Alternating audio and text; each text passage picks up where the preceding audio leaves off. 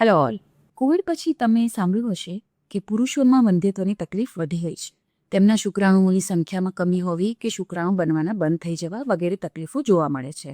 તો આજે આપણે વાત કરીએ પુરુષ વંધ્યત્વની એક તકલીફ જેને કહીએ છીએ અઝોસ્પર્મિયા. હું doctor Amisha art fertility clinics અમદાવાદમાં આઈવીએફ કન્સલ્ટન્ટ તરીકે પ્રેક્ટિસ કરું છું. અઝોસ્પર્મિયા એટલે શું?